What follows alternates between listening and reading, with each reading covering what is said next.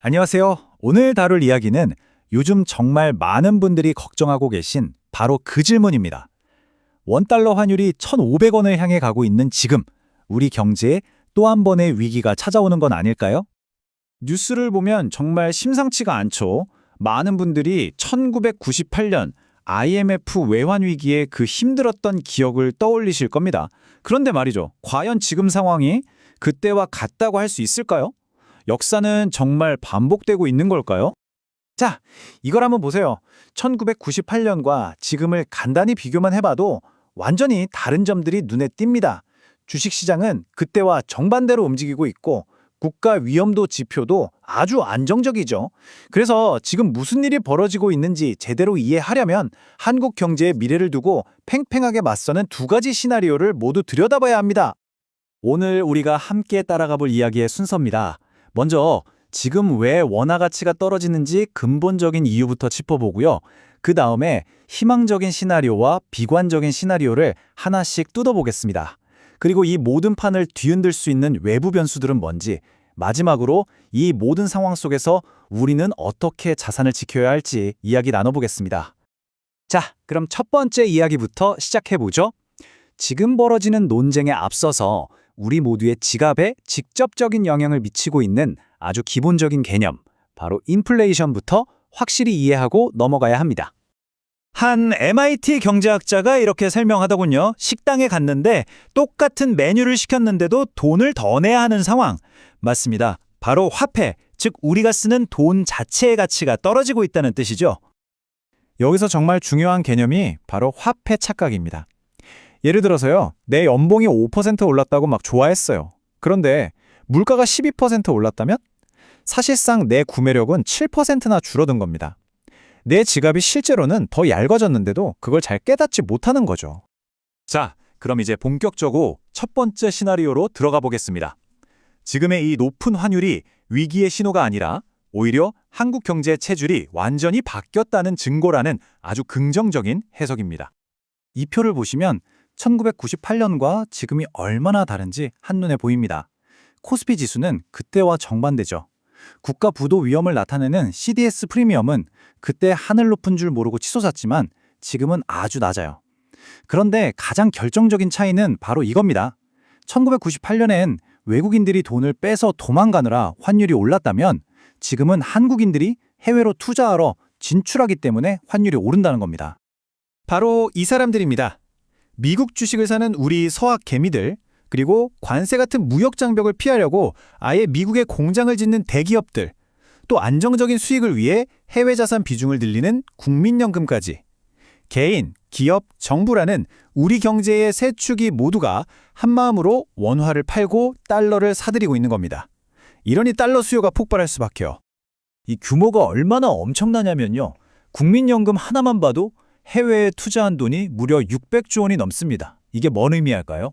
1998년에는 달러 가치가 오르면 빚 많은 나라 전체가 휘청였지만 지금은 오히려 달러가 강세일 때 돈을 버는 한국인과 기관들이 아주 많아졌다는 뜻입니다.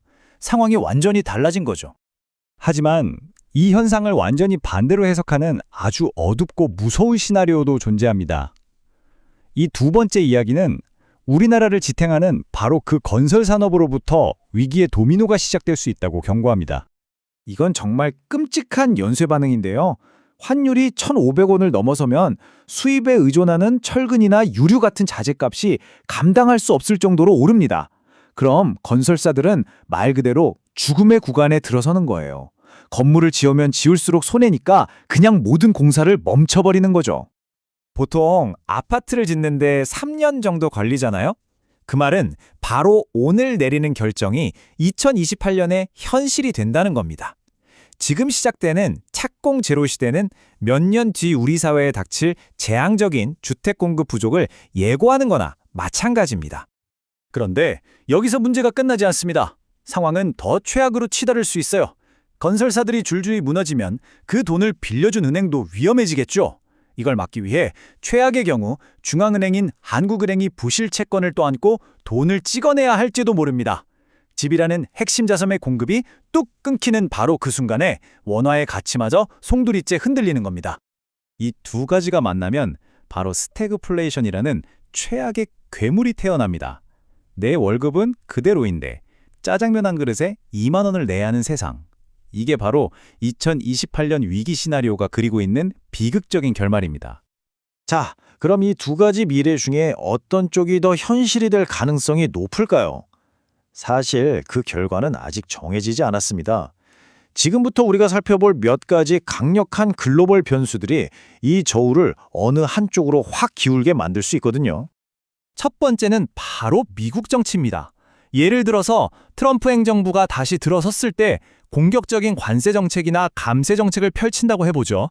이런 정책들이 미국의 빚을 늘리거나 법적인 문제에 부딪히게 되면 이게 오히려 달러 가치를 떨어뜨리는 요인이 될 수 있습니다.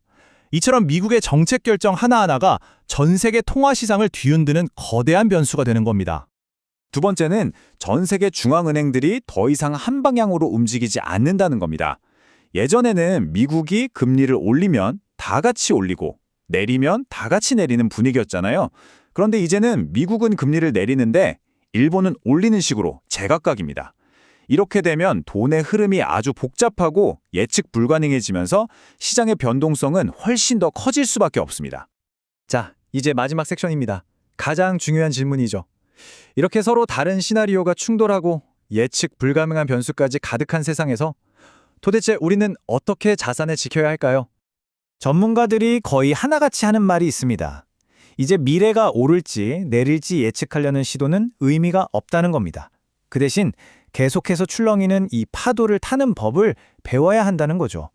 왜냐하면 이 새로운 시대의 가장 중요한 특징은 바로 변동성 그 자체이기 때문입니다.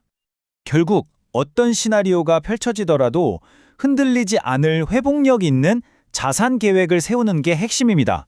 긍정적인 새로운 경제 시나리오에 대비해서 달러 같은 해외 자산에 분산 투자하고 동시에 비관적인 붕괴 시나리오에서 살아남기 위해 화폐 착각에서 벗어나 실물 자산의 가치를 이해하는 것.